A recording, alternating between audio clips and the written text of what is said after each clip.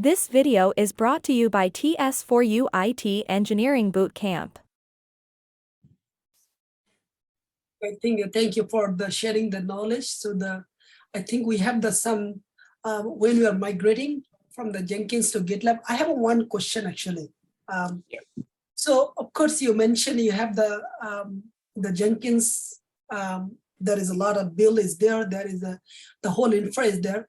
When you have migrated from Jenkins to GitLab CI, then I have two questions. One is what process you followed, and then actually have you moved all the Jenkins process to the GitLab CI, or what was actually the plan to migrate all the Jenkins builds, or the Jenkins build, all the Jenkins pipeline was there, and the new, I think you have touched a little bit new things you are using the GitLab CI. What was the overall the strategy of the process?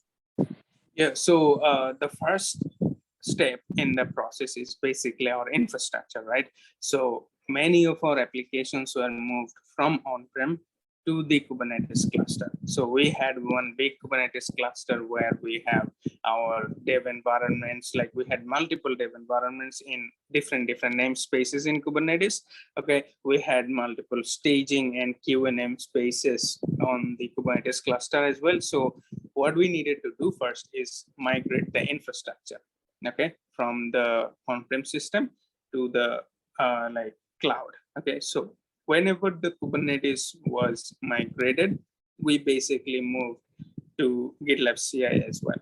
So first we migrated the infrastructure, and then we just looked at how many jobs we have right now with the Jenkins and what we need to do in order to migrate them in the Kubernetes cluster. So we kind of got the idea from the Jenkins that, okay, these are the jobs that we need.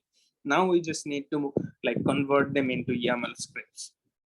Okay, and we actually were able to get rid of multiple Jenkins plugins because we could just replace them with Docker images. So we could easily drop off so many Jenkins features right away and could simplify the migration with the Docker images, because we want AWS CLI, it's there. We want kubectl, it's there within a Docker image. We want Terraform because we actually created our EKS cluster with Terraform, right? So we were running GitOps there as well. So we had Terraform, AWS CLI, and kubectl merged into one single image so that we don't need a bunch of plugins to have that. So we basically just created Docker images first by looking at the Jenkins plugins, and then we just needed to copy the core scripts that we're using to deploy to the cloud. Okay, so we just built new Docker images, and then we just copied the scripts that were needed. And if the scripts needed to do some enhancements or some changes, we just did it right away, and we were able to migrate most of the important pipelines within a week. So we basically had kind of zero downtime on migrating the pipelines. Excellent. Well, that's a great. Yeah, I think it is one of the best things that you are using the one tool, and it's providing everything else, especially the Jenkins, the plugin that caused a lot of issues. And it's kind of the issues is buried because you focus on the Jenkins, fixing the Jenkins instead of fixing your own deployment to support your team. And that, yes,